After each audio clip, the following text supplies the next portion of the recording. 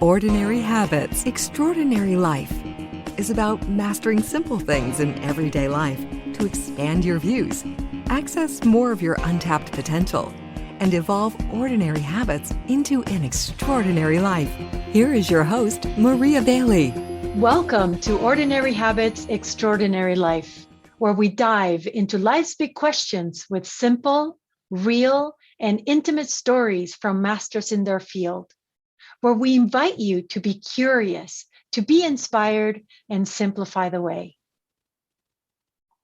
If you want to go back to the umbilical cord of the universe, check this out. This is how I was introduced to John Milton 20 years ago. John Milton is a pioneering ecologist, spiritual teacher, meditation master, vision quest leader, and shaman. John's vision quest and shamanic work began in the mid-1940s after experiencing his first vision quest at the age of 7. A founding father of the environmental movement in the early 1960s. He was one of the first ecologists ever on staff at the White House as a member of the President's Council of Economic Advisors. His 1966 book, Future Environments of North America, was a first in opening the use of the word environment to describe our culture's paradigm shift into a responsibly ecological view of our oneness with Earth. John is the author of many books and articles on inner development and ecology, and founder of Sacred Passage and the Way of Nature Fellowship. He and his guides offer Sacred Passage awareness trainings and wilderness solo experiences that inspire Earth stewardship by cultivating natural wisdom and an open, loving heart in the wild. Welcome, John. Thanks, Maria. Great to be Such here. an honor to have you. Yeah. So with an introduction like that, what is an ordinary habit that most people wouldn't imagine that you have? Well, I spend at least 2 hours every day going to a rock and sitting on it. I'm laughing because I imagine that you would have that habit, but maybe not many people know you as I do. So can you tell us about that habit? What does that entail? Well, I'm fortunate to live in southern Colorado in a very beautiful part of the state near the little town of Crestone. And when I moved here close to 50 years ago, I discovered a series of ancient archaeological sites that are made of stone, where stones have been carved or shaped or brought together in patterns to make seats, just like chairs. And these have been used in some cases for over 5,000 years as a place to go on pilgrimage for the Native American people. And they've been, they really have not been brought out as something that broader culture knows about from modern Western culture. So I found these a long time ago. And then I had the honor of having a 22-year retreat in this beautiful area where I live now. But in those days, I had a little cabin, no electricity, no plumbing. My running water was a stream next to the cabin. Yeah. And no phone. And during that time, I discovered these seats. And now we've uncovered close to 2,000 of them on this land, very sacred land, and north of the town of Crestone. And I was just sharing with Maria before we began this podcast that literally about an hour ago, I signed the contract for the purchase of one of the keystone pieces of the preservation of this sacred land. And on that land, I still go every day and spend a few hours sitting on the meditation seats that are these archaeological sites. And as part of what I most look forward to each day is that time on the land, on the sacred land. It's a simple thing, but it's very, very joyful and brings about a lot of kind of a passion for reconnection to nature along with it. Right. I was thinking that. It's like, how does sitting on a rock, and then maybe you can explain a little bit more if it's just as simple as sitting on a rock or if there's a method to it, but how is sitting on a rock contribute?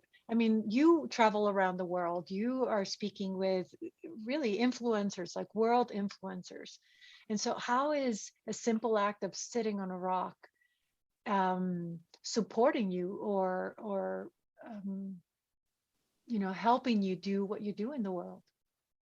Well, these stones were created for the purpose of reconnection to the world of outer nature and the rest of life. It helps you, it really supports you realizing that we're all part of the family of life and that we're part of the natural ecosystems across the planet. We're not separate from them. So when I sit on these stones, they support a really refinement and a clarification of connection to outer nature. They also open up a kind of inner connection to the senses of sight, sound, taste, smell, touch, balance, and movement, the perception of energy, the experience of the flow of the emotions and the thoughts. So, but especially with the classical senses of sight, sound, taste, smell, touch, balance, and movement and energy, as these senses become refined, you begin to flow them back into yourself and begin to see where you have blockages and obscurations. And so part of what happens when I sit on these stones is some of these blockages to an open inner nature begin to dissolve.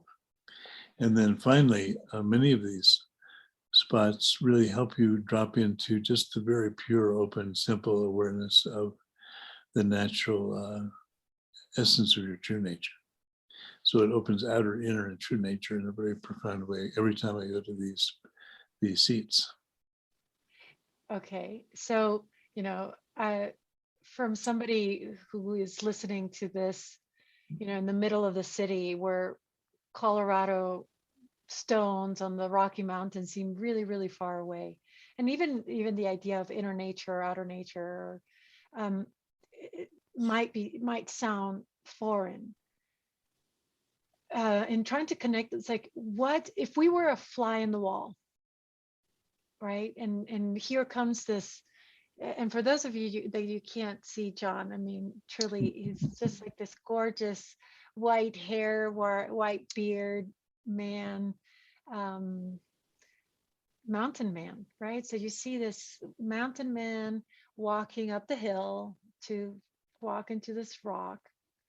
And so what would we observe? What happens in that habit, in that moment where you walk up to the rock? What would we watch as a fly on the wall? Well, of course, most of the experiences are internal. Mm-hmm. So the flies come a little bit later in the summer. Right now, we're free of both flies and mosquitoes. The mosquitoes will come for a few weeks, but the flies come later, more in August. But if you were a fly and you were on the bark of a tree looking over at this crazy character walking through the forest, you would see him walk over to a beautiful stone that might be shaped like one of them I go to on a regular basis is literally a chair. So it's been carved. So there's a beautiful place where you can sit and face in the direction that the chair supports. And when you sit there, you feel a strong current of energy flowing through you. Now, how this happens and how the original indigenous people were able to find these spots and support the creation of these seats to create a flow of inner energy like that is a mystery to me. I still don't fully understand how it works, but the miracle is it does. It happens. So the fly would see a little smile kind of curving up on the sides of my face, and see that I'm dropping into kind of a natural experience of joy. it opens up an experience of kind of the natural joy of life, which I think we all have as a potential birthright if we just give it half a chance. And then the fly would probably notice that I would get up and walk to another spot. I have one of the seats there is a stone that is in the shape of a dolphin. So if you can imagine you're in the Rocky Mountains and here's a stone dolphin leaping out of the earth into the sky. Mm-hmm, mm-hmm. Sort of like the nose and the head and half of the body are leaping up into the sky, and the lower half is in the earth. So I go to that seat on a very regular basis. I take many of my students there. And when you sit in this particular seat, it brings about an experience of tremendous flowing, moving joy, moving happiness. It's a sense of the opening of the heart, and a kind of one of my friends is a woman that runs retreats where she takes people to swim with dolphins in Hawaii, in the Big Island. And so she takes people out and they swim with wild pods of dolphins. And she came to visit me some years back, and she sat in this one thing called the dolphin seat. I think you've been there, Maria. You sat mm-hmm. I've sat there, yeah. And she said, John, this is just like swimming with my pod of wild dolphins. This is amazing. How can this be right here in the middle of the Rocky Mountains, 1,000 miles away from the ocean? So, and I'm not sure what your experience was when you went there, or if you recall it, but that's a very common reaction for people when they sit in that spot. So I'm lucky enough. Yeah. What were you going to say? So I'm lucky enough to be able to go there every day. Right. Yeah. What I'm noticing, or what I'm learning, is that as the fly on the wall, because I guess what it's discerning is that a habit has the external, right, like what the observable, but you seem to be pointing us over and over to the internal. So there are internal habits. So if I tell me if this resonates with you, but so the external habit, it would be, and I know from my own experiences, the habit of, well, getting out of your house, actually stepping out and exploring and finding the rock, right? Finding the stone, or finding something around your house or in your neighborhood that is interesting that you want to sit on, right? So I think that's the first habit, to leave your house. Then the next habit, external habit, or that I'm observing as the fly, is that you actually sit. You sit, I don't know if you sit still, but there's the observable is, well, you need to sit. You need to just be there. And it doesn't seem like you do much after that, but the habit is just to sit, just to, yeah. Would you say so? Yes, and some of these seats are actually, I should have said these are meditation seats and beds, because many of them are in the shape of a bed. And so in many cases, you go to them and you lie down, and there you are, kind of held or embraced by this stone bed. Doesn't sound very comfy, does it? There's a wonderful feeling of embraced by nature that arises after a little while. And in many of these stone beds, one of the intuitions that I got from spending time there, when you do a 22-year retreat, you have lots of time to explore subtleties of nature, inner and outer. So in these beds, when you open your eyes and you gaze into the sky and let yourself just dissolve into the sky, the open spaciousness of the sky, that open spaciousness supports the opening of inner awareness, which has that similar kind of openness and spaciousness and vastness and emptiness. And if you really embrace that openness and emptiness of the outer sky and the inner openness of the heart and the mind, and the kind of uncontrived nature of pure awareness itself, then you begin to drop into the base of existence, which is, and that we call that in my group, my organization, the way of nature, we call that the opening of the true nature. And you drop into the state of absolutely primordial, open, spacious, clear awareness that embraces all forms, enjoys everything that passes in the way of a bird in the sky or a cloud, or the movement of a thought within, or a perception, or the inner dance of the flow of maybe past experiences that your present experiences remind you of. All of these things are experiences emerging from that vast openness and spaciousness internally. They manifest in the field of that vastness, and then they dissolve back into that vastness moment by moment. And so it supports an opening of basically clear open awareness, or the true nature, source nature of ourselves. And at the same time, the energy that fills that space is one of absolutely clear and uncontrived joy.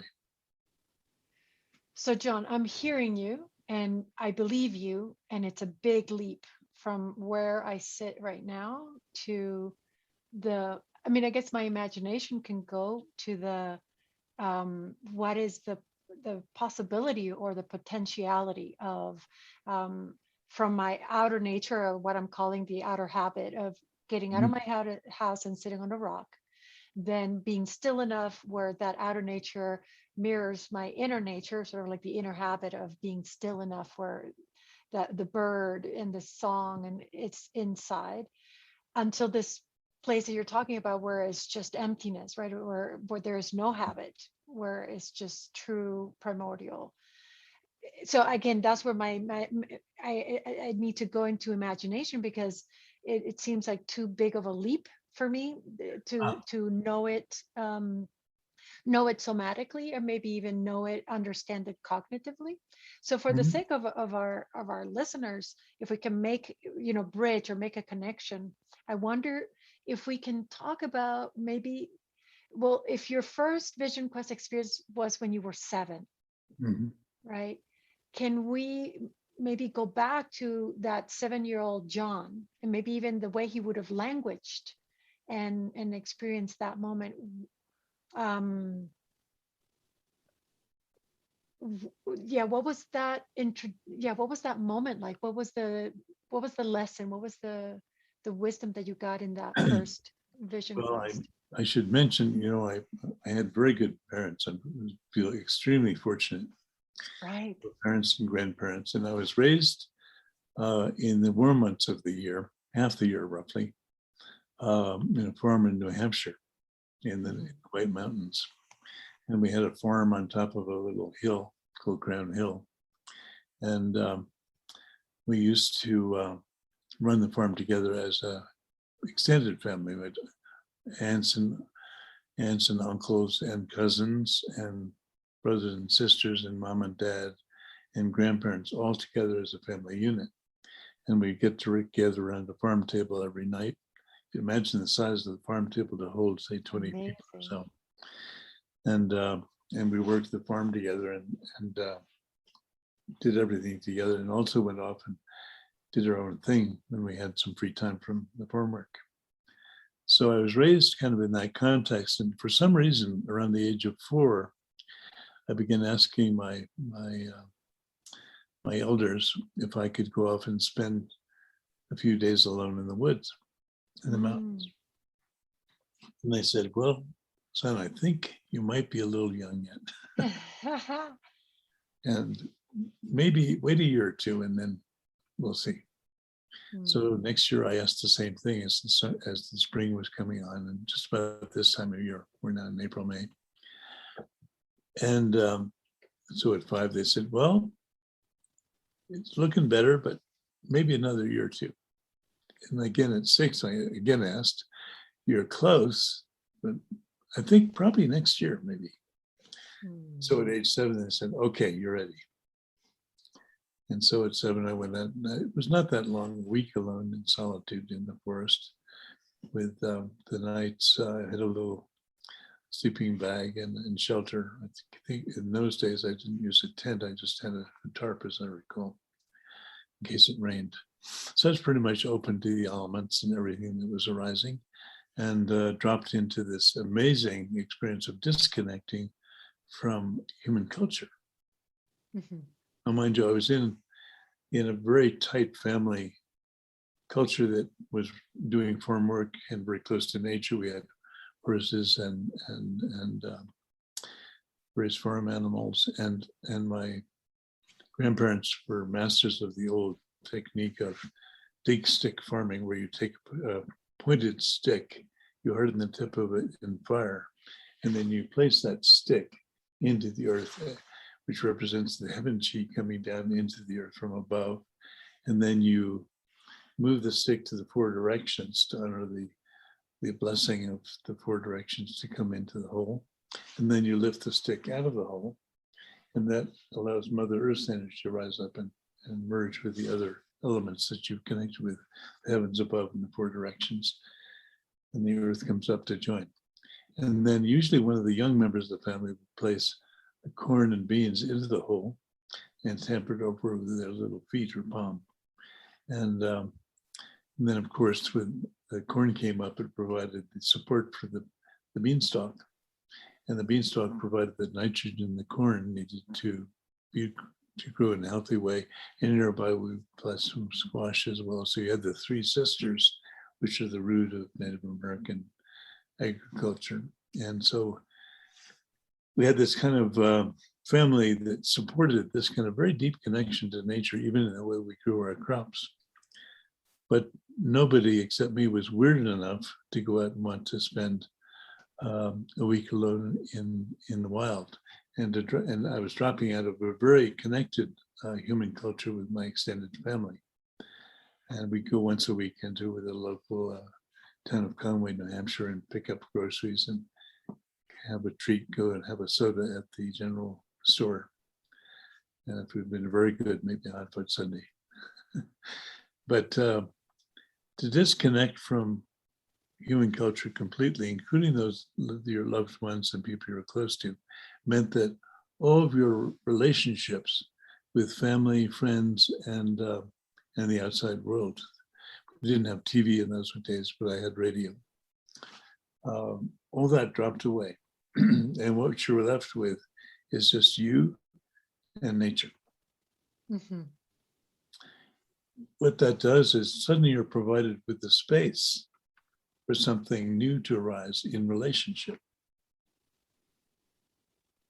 So a new kind of relationship begins to happen between yourself and nature and all the beings of nature.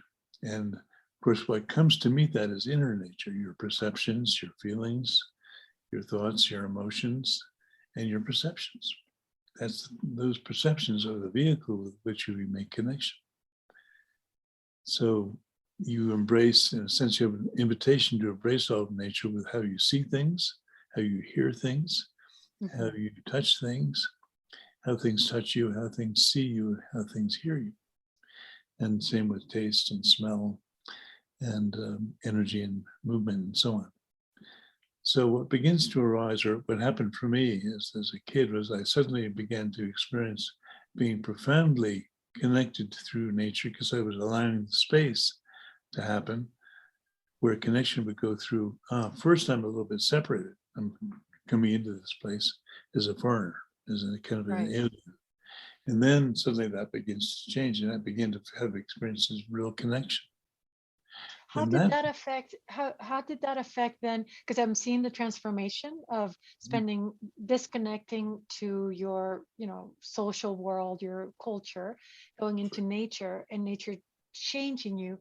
How did that time in nature change then your time with your, I'm imagining you as a teenager and your buddies and what you did. How did that then in turn affect or impact your time with friends? Well, very good question. To answer that, as just a little bit of a finish on that connection process. Okay. So after I began to have experiences of connection, I went deeper and deeper into that connection process and started having experiences of not being separate from the animals, the trees, the earth, the sky, the clouds, the rain, whatever was arising in the forms of nature. And so I realized later on that I was having experience of what I later came to call communion, where there's still you, There's still that bird or butterfly or tree, but there's a state of tremendous union at the same time. So you're having a kind of unified experience, but there's still you and the other being of nature. And then when I went deeper into that, and this all happened in my early years, I did usually at least once a year, I would do a contemporary style vision quest like that, and continue the deepening over the years. So this pattern happened with every one of these deep dives into connection to nature. And then finally, the community experience, when I began to embrace that fully and drop into that, it changed to being non-dual, where there's no real separation between me and the tree, for example, or me and the flower. And I began to see that what was arising was a unique moment. An event was arising moment by moment, a unique event of the me tree, or the tree me, or the you, or the flower, or the flower you. And I had these experiences of profound unity with all the beings of nature. And of course, when you're in a solo camp out in the middle of the wild, you tend to experience through your senses everything in a vast circle or sphere surrounding you. So I began to have experiences of what I found later in culture, people called the mandalic experience, or the experience of a natural mandala arising, where everything is connected. And so I began to have these experiences of, through my senses and perceptions, everything is arising as a sacred mandala of which I was a part. And then I began to follow that mandala back into the level of that which was experiencing all these things. And when I went back into that level of my being, which was experiencing the mandala and the unitary and the communion type experiences with the outer forms of nature, what I discovered that the whole thing was dependent upon open awareness. Without open awareness, there's no experience. So actually, the most fundamental thing that I discovered during that process was the simplicity of open awareness as the fundamental discovery. There's nothing simpler than open awareness. But we spend most of our lives with the content of what moves through open awareness instead of paying attention to the open awareness itself. So I spent more and more time just with the open awareness until it became a predominant experience on its own. And because so again, I'm going to take it back to your teenager friends. So Sure. am I supposed to then, because the way you're painting it is like, well, so there's this, young man, one with nature, open awareness. Oh, of course, he does not drink. He has no sex. He does not party. He's just like this sage walking through the woods, communing. How was the reality of John Milton, in his teenage years, having discovered this open awareness, right? This insight, and yet finding himself growing up, right, in as an adult or in his puberty. How do they match?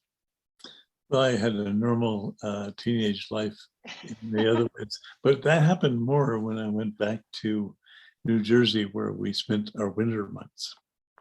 And there I developed, I had girlfriends and I had buddies, and we'd go out, and we actually had in New Jersey, we had a series of places we go to. I had some friends. I actually became a bit of a gang leader. And we had a place that was set aside by the inventor of the window shade.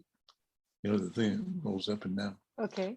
The guy that invented that created a little town called Short Hills, where the planning rule for Short Hills, where no road could move through the landscape for more than like 100 yards without having a curve. That was his planning, one of his main planning rules. So everything had to curve.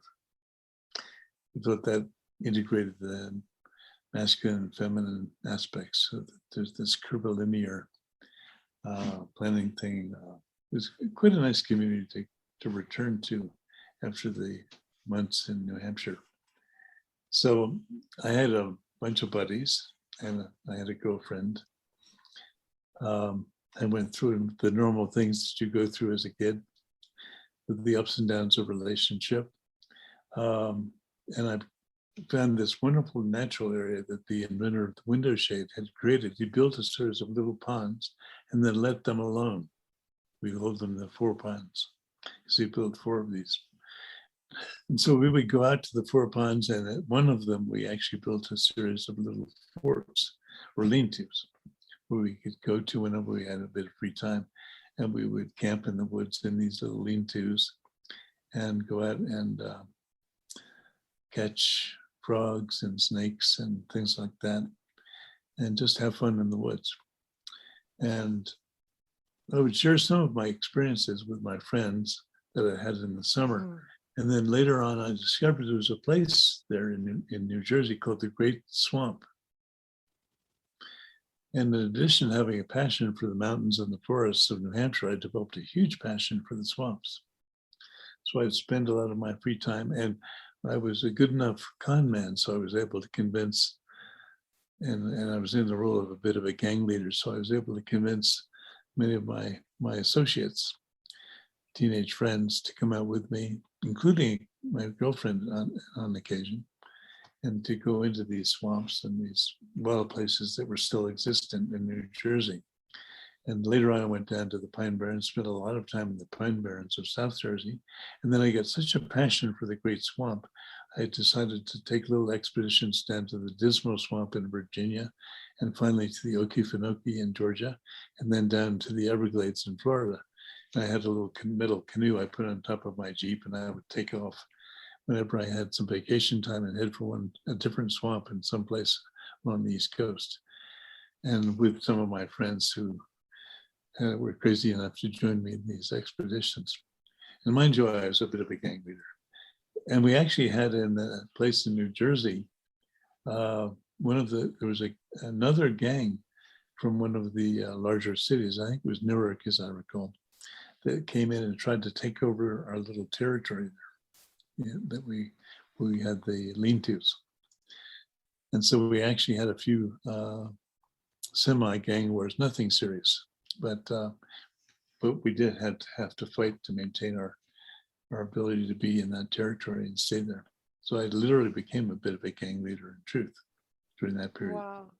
Nobody got hurt, but we developed some techniques to scare the hell out of people so that they would run away from where we were there, using cherry bombs and slingshots.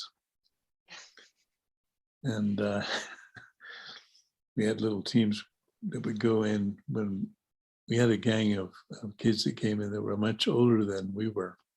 So we didn't have the physical capacity to take them on to wrestle with them or whatever. And so I developed a technique of getting Whammo slingshots and cherry bombs, which you could buy in those days. And then we snuck in at night around the lean-tos that the gang from the big city had taken over. And we had set up a little camp, and then my instruction was we had 3 or 4 of these little groups. I mean, I think my gang ranged between 7 and 12 people. And I would take my Whammo slingshot, then we'd have another team member would have the match or the lighter, and would light the cherry bomb. The cherry bomb would then arc up through the sky and land not where it would damage anybody, but land nearby the lean-to so that there'd be a loud explosion, and suddenly they would be shaken out of sleep. And then 3 or 4 more would land nearby. And then, of course, this would be pretty frightening, and they would, in the case of our first attack, they ran out of the woods, and we peppered their trail with cherry bombs behind them as they ran. Well, the benefit I'm seeing of when you become very, what's the word? I guess versatile in the woods or outer nature, outside of too much of a civilized or world, is that you have more turf, right? You were familiar with the woods. You could scare them. I can see the benefit of that. Yeah, we had Like the adopted. woods were your allies, right? Yeah, The we had space, adopted the night, most you'd indigenous adopted. peoples when they would fight Western cultures coming in. Um, the advantage the indigenous people always have is that they are able to kind of fade back into nature, kind of disappear into it, and then have nature as kind of an ally An ally, yeah. in the battle that they have. And So this was taking several steps back, I don't know if I want to oversimplify what already the amazing story you've told of, from wanting to be out in nature since you were 4 to really the how you shaped how our environmental concern and view in the world, uh, a leader in that. Would it be too oversimplified that the habit that started when you were 4, that continues to be now in your walk to the stone every day, is get out of the house? It's, can yeah I oversimplify it? Like, just get out, and the house can mean your structural house, like your physical house, but yeah also it's just get out of the house, whatever house you've built, the house of comfort, that has all the rules that house you. And so whatever is familiar, so familiar that it keeps you inside, to step out of that. And then when you're out of it, then maybe there's more curiosity. You kind of bring that curiosity. It's like, what's there? And I want to bring back the moment that you said, it really touched me when you said you start exploring, like, how does it smell, how does it feel, how does it touch, how does it, and then also how does it sound, but then also how does it feel you, how does it touch you, how does it hear you. I've never had that I've never thought of it that way. Like being in the woods, of course I hear the woods, right? Like I can feel the space of the woods. I've never had that different perspective of, yeah, how do the trees smell this human, me walking, and I touch the bark? How does the bark feel me? Like I've felt the bark, but I've never thought of the tree feeling the human hand yeah on the bark. That's so cool. it's always a reciprocal relationship. That's one of the first things you learn, is that this life in this wonderful planet is not just about us humans. It's also about all this amazing display of other beings of nature. And when you bond with them and you connect with them, in the way I was just sharing, where you go from connection to actual unitary experiences, then you and the tree, for example, become one being, and you begin to hear the voices of the trees intuitively. Begin to hear the messages that come from the stones. In the Native American tradition, for example, the stones are called the wisdom keepers because their bodily form changes so slowly over time. They're made up of crystals, unlike us, where we're made up of cells. But we're partially engaging with the world of stones with every computer that we have, with the silicon chips, little tiny quartz Right, right. crystals. So you learn that everything has a kind of basic sentience. And one of the things I did with the kids, with my gang members, was we didn't just do a battle with gangs from the big city. That was just rare. That was a rare event. The main thing we did was to bond with nature, and I would share with them some of the insights that I received in my vision quests, and then they began to say, we'd like to do that too. And so I would take them out, and at a certain period, I got to the point where we would be going out as a small group and doing it together as a small group, kind of Right. connected with some checkpoints, and go deep for a week or so. And they would have the same kind of experiences that I had starting in New Hampshire. And so I began to see that this is not something that was new to me. Everyone had this Right. potential. Everyone. Okay. And so I actually converted from gang leader to teacher in a way, because I shared what had happened to me as a kid. And then as a teenager, I began to share that experience. And other people began to have the same transformations that I had gone through. and I kind of transformed from gang leader to kind of way sharer in the way of nature type of thing that we do. In a way, I'm still doing the same stuff I did back then, just Totally. with a larger audience. John, you make it sound so easy. Can you maybe share what was the big, or what is, oh no, not what is, like what's been the biggest struggle, what the biggest challenge? So it seems like it's, you wanted to Oh, be out since you were little, mhm. and the path seems clear, but what was your biggest struggle My or biggest challenge? struggle was very clear. I was devastated by how humans were treating nature and the rest of life and the earth. It was painful because I had established a deep connection to nature to see trees being bulldozed down or roads being plowed through pristine forests. Or And so animals. what would happen to you? So when you saw this, I guess I'm trying to, Well, it was very painful. maybe, so is that pain, then did that get in the way of you functioning well, of you doing what you needed to do, kind of like that disabling pain? Like, Well, I'm trying to find the humanity in you. It's like, come on, John, come on. Like, when was the day that you said, no, I don't want to go outside, screw it, I want to watch this TV show, or I don't know, like, well, where's the, my response was that I get very angry. you get angry? Okay. I mean, it saddened me very deeply, but my outward expression was to get very angry at what humans were doing. How could they do this? I remember when we had that 4-pond area in New Jersey I mentioned, where we Mhm. had lean-tos in the little ponds, the 4 Yeah. pond. At a certain point, the man who owned that property, I guess for personal family reasons, decided that even though he had inherited it from his dad, who had built these beautiful ponds, he decided to sell them.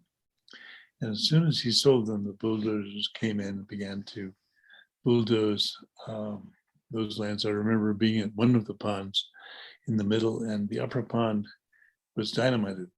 The entrance point, or the outlet point of the pond, and a big rush of water came down the stream into the second pond below that. And I happened to be out there in the forest when that happened. I guess they didn't do a very good job in those days Of alerting people of dynamite. what they're up to. I guess maybe liability concerns were less an issue in those days. But anyway, I was there when it happened. And so I realized that this assault on our sacred place there was underway. So one of the things we did was we would pull out the survey stakes. We would go on little scouting teams and pull out the stakes so they couldn't establish a clear boundary for their developments. Mhm. We delayed through a variety of techniques like that. We delayed the development until I went off to college. And then the band kind of disbanded and each went their own way. And at that point, they finally were able to come and finish the surveying. And the whole area now has been developed. I think part of it has become the Short Hills Mall, for those of you who live in the New Jersey area. Oh, Underneath yeah. Short Hills Mall. So that anger affected me very, very deeply, and ended up. Did it impact your relationships, your work, study? Like, what was I the, say the biggest impact on me physically was, the anger is connected to the wood element in the body. If you study Mhm. Chinese medicine, and the wood element is connected to the liver and the gallbladder. The liver is the feminine organ system. The gallbladder is the masculine one. And I found out years later when I had an appendicitis, they went in and they said, "John, did you know that your gallbladder had a lesion? That you basically had something akin to an ulcer in your gallbladder?" I said, "No, I had no idea. I did have pain there." And I remember that as a kid. I was so angry that the active masculine side of my wood element, the gallbladder, ulcerated. wow. So that's one very concrete impact, for example. Right. Right. And I think that motivated me. That anger also motivated me to say, well, part of my job here is to clearly help the culture to wake up to what they're doing, because I knew people weren't doing this out of any intent to harm or hurt other living beings. It was out of a kind of basic ignorance that they were doing this, or greed. Right. And so that planted the seeds in me to find a way to shift the culture. And the two ways to shift that I discovered were, on the one hand, led me to the science of ecology, and that opened the door to helping come up with finding languaging where people could see themselves as part of nature. Right. We mostly had schools of natural resources, mining, forestry, agriculture, but that's all about taking from nature. Right. And ecology is about being a partner with nature, being one with nature, so it was a scientific pattern that expressed my own direct experience of being in a vision quest in nature, the knowledge of being part of the whole system of life. So I got very engaged with that, and as you were mentioning earlier, I got involved with helping brand the term environment as a popular word that describes the whole system, as a word that could then begin to introduce the culture into another way of seeing themselves in relationship to nature, not from a taker standpoint, but from the standpoint of being a partner and a fellow family member. And so, and fortunately, when I began doing that work to brand and make that word become more popular as a whole system type of word, it caught on at a time that was timely. People like Rachel Carson had done great work in Silent Spring and bringing out the concept of how these systems could be poisoned. And there were other pioneers before that that done similar work in seeing how nature was being dismembered. And so fortunately, it caught on, became a movement. And out of that came the environmental movement, and I became one of the leaders in that movement, helping it move into a global expression. But on the other side, many of my friends who got engaged with that movement, you might say fellow gang leaders in the environmental movement, Right. they were starting to burn out for the same reason that I did. They got frustrated, they got angry, they got burned out because nothing was happening. It was not happening. Culture was not really taking into account what they had to offer. They would get very frustrated. So I would take them out to a little farm I had in West Virginia and put them through a deep nature connection experience similar to what I had done as a kid. And they would come out of that refreshed, rejuvenated, renewed, and ready to go again to help support the transformation of the culture. So was that sort of like the origin of Sacred Passage? Yeah. But you, So and these are the programs that you offer now. Yeah. So out of all that came the Sacred Passage and the way of nature process. And what that involves is what I sometimes call the way of nature you, which is in the beginning, you kind of say, I might do this crazy thing, go out and be alone in nature and get some tools on how to do it well. And then the second step is you actually arrive there, you overcome the obstacles that come up to say, what, you're going to do this crazy thing? Are you nuts? Right. That's the first step, is to get through that stuff after you've set your intention to do it. Can I tell you my experience though? 20 years ago when I decided, hold on to the you. I just want to give an example of this point in the you, because I remember the woman that told me, like, I said, oh, I had this experience that I heard a voice that said, I need to open my heart. What does this mean?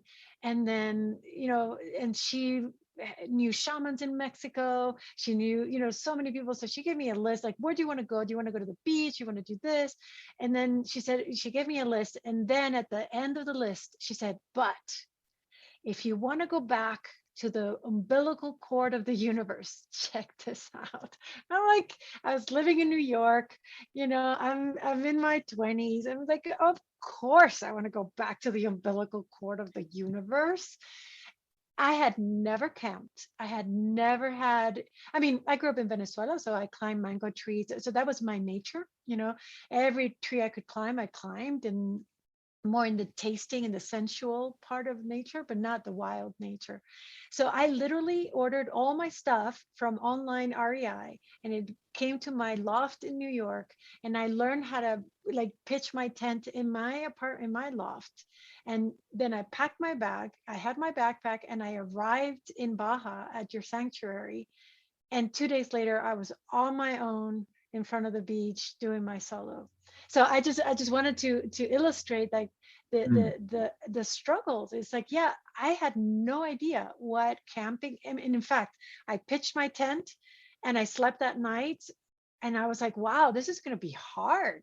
You know, like, I mean, if it's hard on my loft floor, I can't imagine in the, in the rocks. And then a friend of mine said, oh, silly, you need to buy a pad. So absolutely, going through the hurdles and the resistance and the not knowing, the awkwardness. And did you have some fears or concerns about taking a leap like that? Well, of course, I was leaving New York. I was leaving some sort of status, if you will, some sort of, also you could say like the wilderness of New York City, right? Like the subways and the traffic and the everything is so fast, to a nature. Although I have to say, I did choose Baja over Colorado, because I Yep. figured I could deal with the sun, I could deal with the ocean. I was not ready to deal with the bears and the mountain lions, which Yeah. came a year later, Yeah. right? But that first I did choose the beach, the Baja, because I felt I could handle it better. And the challenge was, I think the challenge, when I remember being on the beach and you said goodbye to me, and I had my backpack and I had my 5 gallons of water, and I was going to see you in 5 days. And I was, it felt so vulnerable, you know, and you looked at me like, you can do this, you totally looked at me with confidence. You can do this. But when I honestly, I remember the moment I turned around and I went up. I didn't stay on the beach. I went up to a bluff.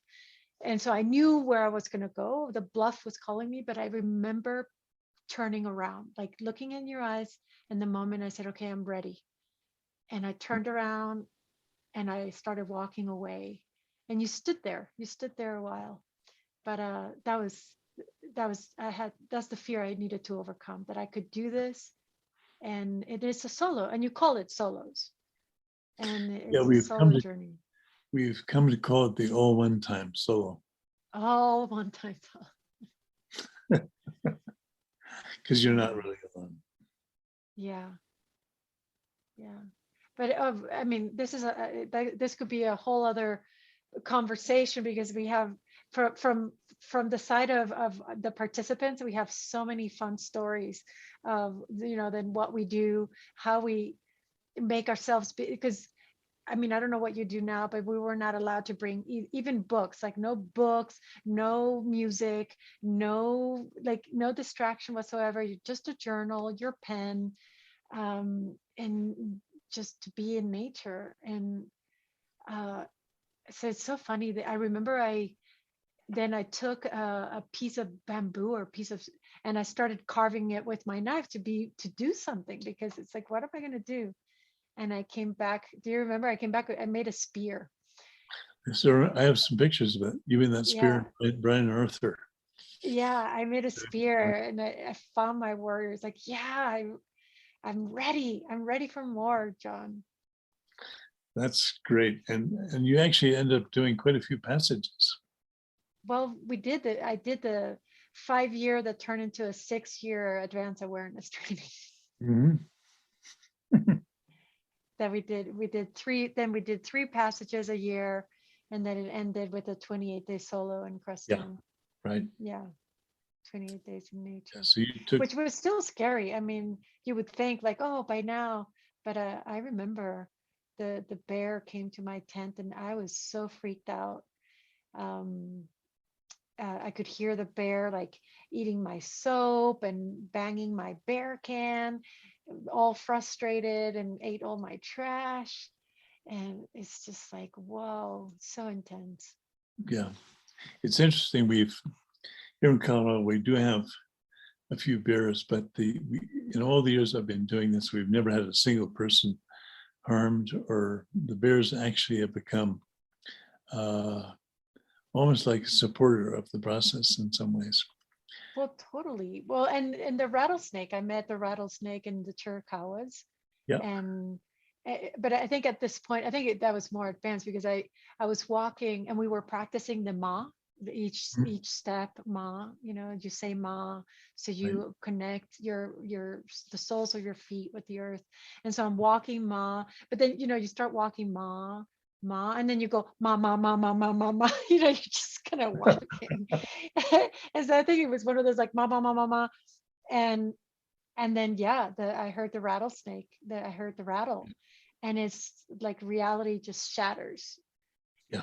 The cool part in that moment was, instead of like everything in my nervous system said run, right, like danger, I saw it and I thought, oh my God, cool. This is the moment where I get to commune with the rattlesnake. So Right. instead of running, I sat on, so we come full circle. So I sat on the stone that was there. Yeah. And sat in front of the rattlesnake. And I mean, I was sweating. I was almost dizzy because I had the adrenaline running.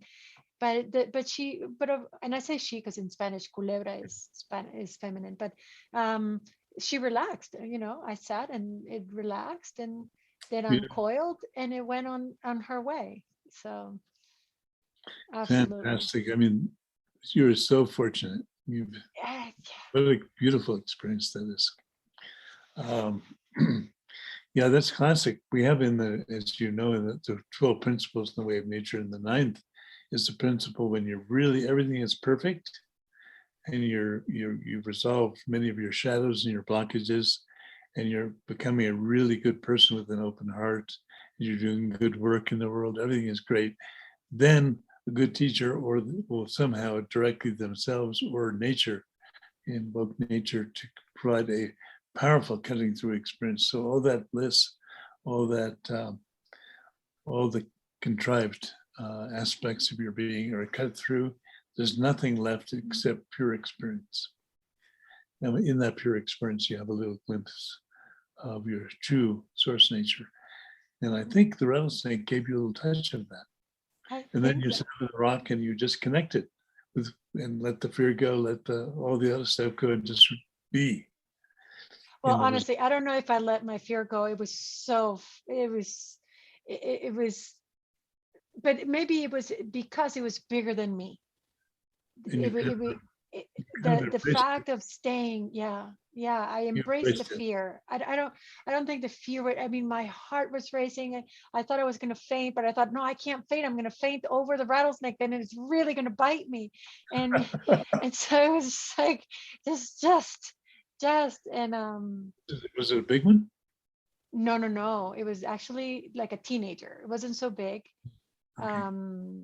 But like the rattles were red, and I read somewhere like that's when they're just growing their rattles. Yep. Which in fact then I thought, well, what a gift that it had rattles, because if it didn't have rattles, then it wouldn't have told me. I often say to people, rattlesnakes are true gentle people. Totally. It's like, hey, watch out, I'm over here. Yeah, they're not like something that chases you down. Totally. Like a black mamba in Africa. Yeah. They're gentlemen. Gentlewomen. They let you know that they're there. They say, look out. That's why one of the original American flags, had a picture of a rattlesnake coiled, and the rattle, and then the words, "Don't tread on me." Oh. That was an early American flag nomination. Don't tread on me. Don't tread on me. John, where are you going? So you have a daily practice. You go out and you sit on the stone. Yeah.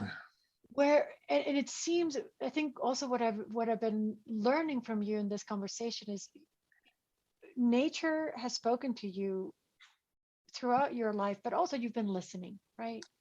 And I say nature, but I think now we're using inner nature. It's like, where is nature, right? Like there is something calling you, and you've been responding, and you've been stepping out of your home, right? Like leaving your home. And where is that voice taking you now? Where is that stepping out for you now? Well, that's a good question. For the past 3 years, I've been working. I stepped out into something a bit new, which was I decided to do a 3-year program, kind of building on our advanced training work that we did, you and I and some other folks. And I launched a 3-year training where the first year and a half was focused on bringing out and then working dynamically with the shadow aspects of our being. Oh, wow. So it's all been on shadow work. I developed 7 techniques of transformation, and then I applied those techniques of transformation at the level of the physical body, then at the level of the energy body, then at the level of the emotional body, at the level of the mental body, at the level of the ancestral patterns that we carry through, our family carries through, the influences us as young ones, especially, and then at the level of the karmic traces that we bring through from lifetime to lifetime. So we've been engaged as a group of 30 or so people with this shadow work, very comprehensive, very detailed, very intercultural in its approach, and very precise in identifying the shadows, expressing the shadows, bringing them out authentically, and then applying the techniques of transformation. And it's been an amazing experience for all of us that have gone through it. And then having done that, then the focus shifts to a direct pointing out of source or true nature. And that's the year that we're in right now with this group. And then the year that is going to be coming up to finish it off next year, we'll focus entirely on the practices of remaining in source nature for the most part, as we're engaged in very active warrior-like situations externally, situations that normally completely distract us or contract us into anxiety, fear, anger, or worry, or different kinds of patterns of blockage. But those blockages, when you're really established in source, just appear, vanish, transmute in the sky-like nature of pure awareness. And then the energy of that is available to be a warrior for the open heart and for the healing of the earth and our relationship to the rest of life. How does sitting on the rock daily help you continue that work? It drops me right back into true nature aspects, source nature, but each stone seat has a different facet of that realization. It's like a little bit different window into that same fundamental truth. So each seed has its own way of working with a different facet of your being to open up that unique facet of your being into that same essential true nature that we and all living beings share. John, for those who don't have the Rocky Mountains right off their backyard, what would be your invitation? Well, I lived in New York City for 3 or 4 years. I was raised just across the river from New York, so I used to go in with my dad. He was a drummer. He liked to hang out with some of the top drummers of the time, and Count Basie was a good buddy of his. So the Count would ask him to come up and drum with the band. We go in just to hang out at the jazz clubs. Louis Primo was another guy that we hung out with. And the Blue Note, I don't know if that's still there, but we used to go to the Blue Note quite a bit. And then later on, I had a job with a branch, which is now a branch of the World Wildlife Fund. And I ended up living in New York for 3 years as I was doing this work to help get the environmental movement birthed. And so I lived in Harlem. In fact, my dates, I would take them up into to the Apollo Theater.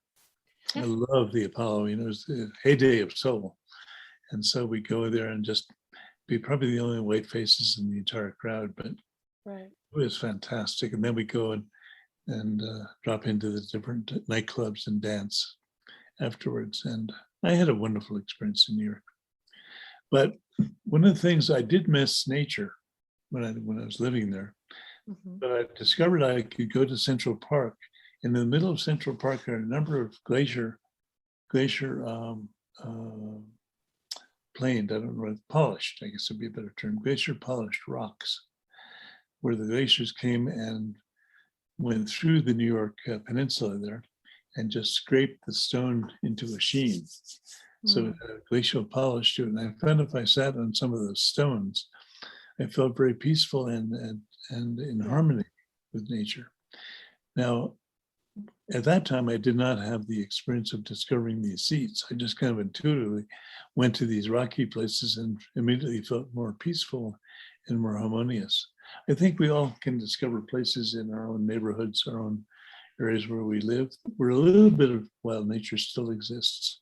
And if you can combine that with being alone in those places, so you're not being constantly bombarded by reminders of nature, of human nature, human culture, then you can take the power of that solitude, the power of that sacred place in nature, the power of some of the techniques of meditating with nature as your partner, bring them all together, and then in that place begin to open up these deep experiences of connectivity and joy.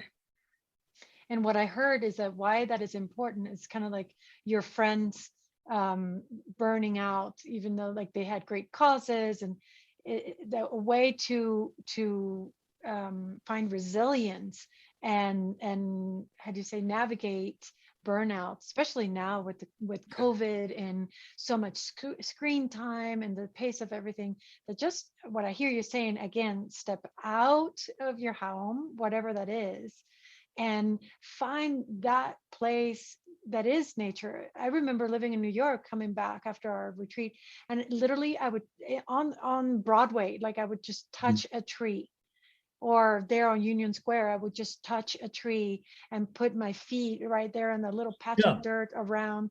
Exactly. And just have a moment and kind of ground with the roots. So I hear you step out of your home, step out, go outside and just reach out and touch nature. And that can really help you with the burnout, with stress. Absolutely. With there's actually been a lot of work done that has shown that when you walk barefoot on the earth for just let's say half an hour a day, if you just take your shoes off, get that rubber off your feet, you don't have to wear a prophylactic against mother.